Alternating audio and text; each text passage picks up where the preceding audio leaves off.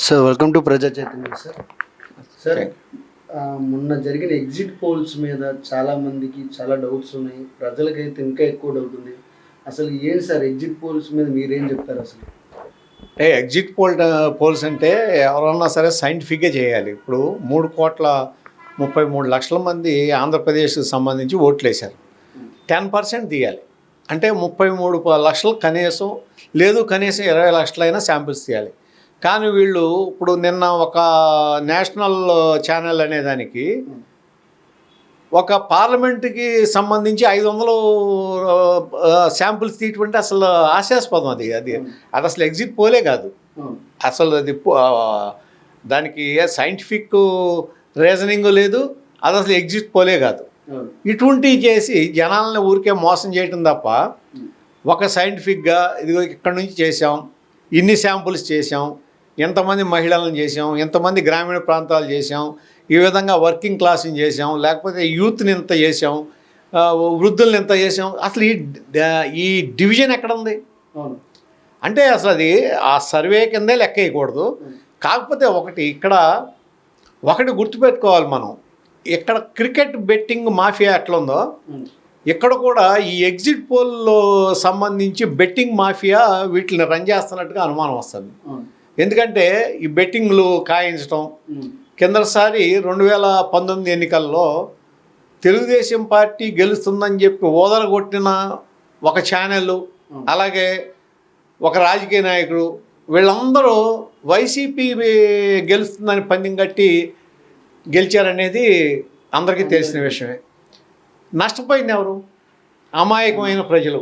వాళ్ళని నమ్మి వీళ్ళేదో సర్వే చేశారు, ఊరికే డబ్బులు వస్తాయని చెప్పి ఆశపడి ఎవరైతే పందాలు కట్టారో వాళ్ళందరూ నష్టపోయారు. కాబట్టి అసలు పందాలు కట్టకూడదు. ఇటువంటి తప్పుడు సర్వేలు, తప్పుడు వ్యవహారాలని అసలు ఎంకరేజ్ చేయకూడదు. ఇది ఒక విధంగా దురదృష్టకరం. ఎందుకంటే సర్వేలు అసలు వాళ్ళు ఇష్టం వచ్చినట్టు చేయడం తప్ప దానికి ఏమి వ్యాలిడిటీ ఉంది అసలు? కాబట్టి అసలు దాని గురించి మాట్లాడుకోవడం కూడా వేస్ట్. ఎందుకంటే అదేమి ప్రజల అభిప్రాయాన్ని ప్రతిబింబించట్లా. అవి ఏమి ఎగ్జాక్ట్ పోల్స్ కాదు, ఎగ్జిట్ పోల్స్ కూడా కాదు. అసలు ఈ ఎగ్జిట్ పోల్స్ కాదు, ఎగ్జాక్ట్ పోల్స్ కాదు. జస్ట్ అది వాళ్ళ కాగితం మీద రాసి వాళ్ళు ఇష్టం వచ్చినట్టు వేస్తే మరి ఇది చెప్తున్నారు ఇండియా టుడే. ఏం చెప్పారు వాళ్ళు? 177 సీట్స్ ఆంధ్రప్రదేశ్లో 175కి 177 అనేసారు. అంటే వాళ్ళు ఎంత ఘోరంగా ఉంది వాళ్ళ సర్వే అనేది అర్థమైపోతుంది. ఇటువంటి టెక్నిక్స్, ఇటువంటి తప్పుడు ఇటువంటి పనికిరాని సర్వేలు, దీని గురించి అసలు మాట్లాడడం కూడా వేస్ట్.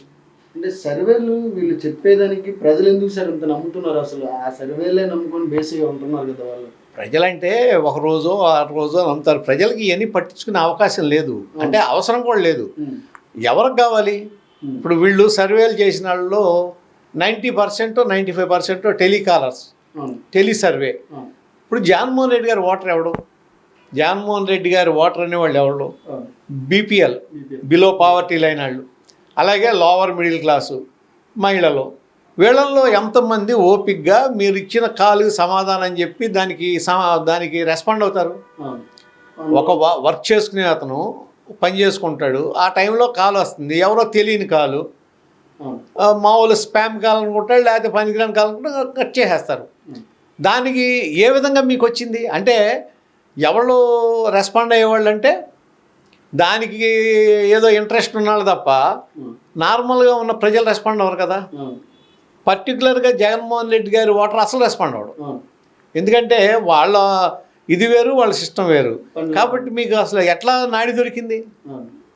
అంటే మొన్నటి వరకు ఓట్లు సైలెంట్ ఓటింగ్ జరిగింది, అసలు ప్రజలు నాడి తెలియదు అన్న వాళ్ళు ఈరోజు ఎగ్జిట్ పోల్ ద్వారాగా చాలా సర్వేలు ఇటుపక్క కూటమి గెలుస్తుంది, ఇటుపక్క వైసీపీ గెలుస్తుంది అని ఎలా చెప్తున్నారు సార్? అదే అర్థం కాని, అందరికీ అర్థం కాని ప్రశ్న అది. ఒకటి ఎవరు ఏదన్నా చెప్పుకునే ఉండే అవన్నీ అక్కర్లా. ఇప్పుడు 3,33,00,000 మంది ఓటేశారు. ఓటింగ్ చేస్తే ఇప్పుడు గెలవటానికి కావాల్సింది 1,67,00,000. అంతే కదా. 1,67,00,000లో మీరు ఇప్పుడు ఆంధ్రప్రదేశ్ ఓటర్లలో 29.29.5 lakhs ఓసీలు ఉన్నారు. ఎవరన్నా కానీ అగ్రకులాల వాళ్ళు కానీ ఓసీలు అంత ఉన్నారు. ఎస్సీ ఎస్టీ మైనార్టీస్ 32.5% ఉన్నారు. బీసీలు వచ్చేటప్పటికి 38% ఉన్నారు. దీంట్లో లెక్కేసుకుంటే ఎస్సీ ఎస్టీ మైనస్ ఏ 32.5% ఉందో దాంట్లో వైసీపీకి కనీసం 75 to 80% ఓట్లు పడతాయి. 75 to 80% మినిమం ఓట్లు పడతాయి. అదే బీసీలకు వచ్చేటప్పటికి 60-40 వేసుకోండి పోనీ. అలాగే ఓసీలు వచ్చేటప్పటికి అసలు 35% వేయండి ఏది వైసీపీకి. ఇలా వేసుకున్న 1,79,80,00,000 వస్తుంది. అదొక లెక్క. రెండోది, ఇప్పుడు జగన్మోహన్ రెడ్డి గారి సంక్షేమ పథకాలు ఇంటికి దాదాపు ఒక్కొక్కళ్ళకి ₹1,00,000 అందింది కదా ఏదో రూపంలో. ఇప్పుడు 66,34,000 మందికి పెన్షన్లు అందుతున్నాయి, వృద్ధాప్య పెన్షన్లు. ప్లస్ 31,50,000 మందికి ఇంటి స్థలాలు ఇచ్చారు మహిళలకి. 45 లక్షల మందికి మీరు అమ్మఒడి ఇది వస్తుంది. అంటే ఆల్మోస్ట్ ఇవన్నీ కలిపితే ఎంత అయింది? 1,25,00,000 మంది ఫ్యామిలీస్. అంటే ఈ ఆంధ్రప్రదేశ్లో 1,65,00,000 కుటుంబాలు ఉంటే దాంట్లో 1,35,00,000 కుటుంబాలకి సంక్షేమ పథకాలు అందించిన వ్యక్తి జగన్మోహన్ రెడ్డి గారు. మరి ఆ సంక్షేమ పథకాలు వదులుకుంటారా వాళ్ళు? అంటే వీళ్ళు ఏమంటున్నారంటే కూటమిలో ఈసారి మేనిఫెస్టో చాలా మిన్నగా ఉంది, దానికి ఏమైనా దగ్గర చేసే అవకాశం. నిజమే. అసలు సూపర్ 6 ఏంటో మీరు చెప్పగలరా? లేదు కదా. రెండోది, చంద్రబాబు నాయుడు గారు ఏమన్నారు? మొన్నటిదాకా ఏం ప్రచారం చేశారు?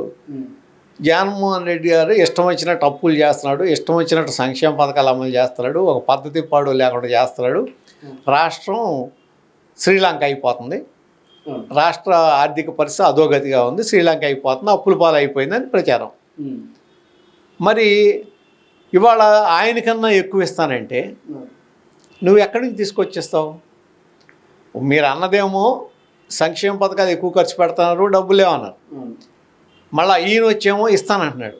ఎక్కడి నుంచి పట్టుకొచ్చేస్తాడు? ప్రజలు ఎట్లా నమ్ముతారు? అంటే వాళ్ళు సంపద సృష్టిస్తాను అని చెప్పి ముగ్గురు కూడా అవును.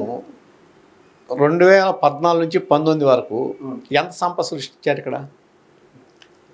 ఎంత సంపద సృష్టి జరిగింది? ఇప్పుడు పర్ క్యాపిటల్ ఇన్కమ్ తీసుకుంటే చంద్రబాబు నాయుడు గారు ఉన్నప్పుడు 1,52,000 ఉంటే ఇవాళ 2,17,000 18,000 వెళ్ళింది జగన్మోహన్ రెడ్డి గారు ఉన్నప్పుడు. మరి చంద్రబాబు నాయుడు ఆయన ఉన్నప్పుడు 60,000 పెరిగితే ఇది మన పర్ క్యాపిటల్ ఇన్కమ్. ఈయన జగన్మోహన్ రెడ్డి గారు ఉన్నప్పుడు 80,000 పెరిగింది. మరి సంపద ఎక్కడ సృష్టించారు? అక్కడ వైఎస్ఆర్ ప్రభుత్వంలోనే సృష్టించారు కదా. మరి అట్లాగే మీరు చూసుకుంటే పరిశ్రమలు చూసుకుంటే చంద్రబాబు గారు ఉన్నప్పుడు 32,000 కోట్లు పెట్టుబడులు వస్తే జగన్మోహన్ రెడ్డి గారి హయాంలో అది కూడా 3 ఏళ్ళే. 2 సంవత్సరాలు మీకు కరోనా మూలన పోయింది కదా. 3 సంవత్సరాల్లో 1,03,000 కోట్లు పెట్టుబడులు వచ్చినాయి. మరి ఎక్కడ అభివృద్ధి జరిగినట్లు లెక్క? ఇప్పుడు 20,000 కోట్లతో పోర్టులో అభివృద్ధి జరుగుతుంది, షిప్పింగ్ హార్బర్లో ఫిషింగ్ హార్బర్లో కడుతున్నారు, ఇవన్నీ జరుగుతున్నాయి. మరి 14,000 కోట్లతో హాస్పిటల్స్ ఇవన్నీ నిర్మాణం జరుగుతుంది. నాడు నేడు కింద స్కూల్స్ బాగుపడినాయి. దాదాపు 20,000 కోట్లతో మీకు గ్రామ సచివాలయాలు అట్లాగే ఆర్బీకేలు హెల్త్ సెంటర్లు నిర్మాణం జరుగుతుంది. మరి ఇవన్నీ అభివృద్ధేగా. ఇదంతా డెవలప్మెంటే కదా. మరి ఇది ఎలా కాదంటారు? వాళ్ళ డెవలప్మెంట్ పూర్తిగా లేదని చెప్పి వాళ్ళు అంటున్నారు. మీరు మనం చూపించేదానికన్నా వాళ్ళు డెవలప్ అంటే కొంత ఈ కారణం ఏమైందంటే 2 సంవత్సరాలు ఏ విధమైన కన్స్ట్రక్షన్ చేయలేకపోయారు. జగన్మోహన్ రెడ్డి గారు వచ్చిన తర్వాత కరోనా వచ్చింది. ఆ టైంలో ఎక్కడ ఇన్ఫ్రాస్ట్రక్చర్ డెవలప్మెంట్ చేయలేకపోయారు కదా. అప్పటి నుంచి మొదలెట్టినవి ఇప్పుడు ఓపెన్ అవుతున్నాయి. యాక్చువల్గా నేనైతే విజయవాడ పార్లమెంట్లో కేసీఆర్ నాని గారు తెలుగుదేశం పార్టీ నుంచి వైసీపీ పార్టీకి మారిన తర్వాత నేను అబ్జర్వ్ చేసిన దాంట్లో 2 నెలల్లో దాదాపు 250 ఓపెనింగ్లు జరిగినాయి. నేను చెప్తుంది ఓపెనింగ్స్, శంకుస్థాపనలు కాదు, ప్రారంభోత్సవాలు. ఏంటి ఇంత జరుగుతుంది? 4 కాన్స్టిట్యున్సీల్లో 4 గ్రామీణ ప్రాంతాల్లో, గ్రామీణ నియోజకవర్గాల్లో 250 ఓపెనింగ్స్ అంటే నాట్ ఏ జోక్. అంటే ఎంత డెవలప్మెంట్ జరుగుతుంది? అప్పుడు అసలు ఏమైందని చూస్తే ఇంత డెవలప్మెంట్ జరిగింది. కాకపోతే ఎక్కడంటే లోపం, అది ముందుగా ఓపెనింగ్స్ జరగలేదు, ఆఖరికి కొద్దిగా లేట్ అయ్యేటప్పటికి. కానీ ప్రజలకు తెలుస్తుంది, వాళ్ళకి డైరెక్ట్గా చూసిన వాళ్ళకి తెలుస్తుంది. కానీ చంద్రబాబు నాయుడు గారేమో చేసిన దానికన్నా ప్రచారం ఎక్కువ చేస్తారు. ఈ చేసిన దాన్ని కూడా ప్రచారం చేసుకోలేకపోయారు. ఇది అభివృద్ధికి సంబంధించి ఎంతసేపు రోడ్ల గురించి అంటున్నారు. రోడ్లు ఒకటే కాదు కదా, అన్నీ ఉన్నాయి కదా. ఇన్ఫ్రాస్ట్రక్చర్ అంటే మొత్తం డెవలప్ అవుతుంది. ఇప్పుడు రేపు గెలిచిన తర్వాత రోడ్ల మీద ఎక్కువ డెవలప్ చేస్తారేమో. రాష్ట్రంలో ఇటుపక్క రాయలసీమ నుంచి ఉత్తరాంధ్ర వరకు వెళ్ళే దగ్గరికి ఏమైనా ఓటింగ్ శాతం ఏమైనా కాంగ్రెస్ పార్టీ నుంచి షర్మిల గారి మీద నుంచి ఏమైనా ఎఫెక్ట్ ఏమైనా పడే అవకాశం ఉందంటారు? నేను అనుకుంటలేదు. ఏమీ అసలు పెద్దగా తేడా వస్తుందని నేనైతే ఏమనుకోవట్లా. యాబ్సల్యూట్గా మంచి మెజార్టీతో మళ్ళీ గవర్నమెంట్ ఫామ్ అవుతుంది. అంటే కొన్ని సర్వే సంస్థలు ఇక్కడికి వచ్చే సీట్లు షర్మిల గారి వల్ల కొన్ని సీట్లు పోయే అవకాశం కూడా ఉందని చెప్పి సర్వే సంస్థలు కూడా చెప్తున్నాయి. అదేనండి, ఇప్పుడు మనం ఒకళ్ళని గెలిపించాలంటే ఏదో ఒకటి చూపించాలి కదా. ఏదో ఒకటి చూపించాలంటే షర్మిల గారి ఫ్యాక్టరీని చూపిస్తున్నారు. అసలు ఆవిడ ఎన్ని చోట్ల తిరిగింది, ఎన్ని మీటింగ్లు పెట్టారు, ఆవిడ ఎన్ని చోట్ల ప్రభావం చూపించగలరు? ఇది కదా విషయం. అయితే రాయలసీమలో దాదాపుగా 53 సీట్లు ఉన్నాయి, ఎమ్మెల్యే సీట్లు. దాంట్లో ఎన్ని వచ్చే అవకాశం కనబడుతుంది రాయలసీమ నుంచి? రాయలసీమలో నేను అనుకుంటాం 42 నుంచి 45 సీట్లు వైఎస్ఆర్ కాంగ్రెస్కి వస్తాయి. అంటే గతంలో కంటే తగ్గుతాయని చెప్తున్నారు. అంటే గతంలో 49 సీట్లు వచ్చింది, 5-6 తగ్గితే ఏమో తగ్గితే, అది కూడా తగ్గితే అది కూడా ఏంటి, మేమేదో బాగా ఫైట్ ఇచ్చాం అంటున్నారు కాబట్టి. నేనైతే కిందసారి ఎంత బాగా వచ్చినాయో దాదాపు అదే రిపీట్ అవ్వచ్చు.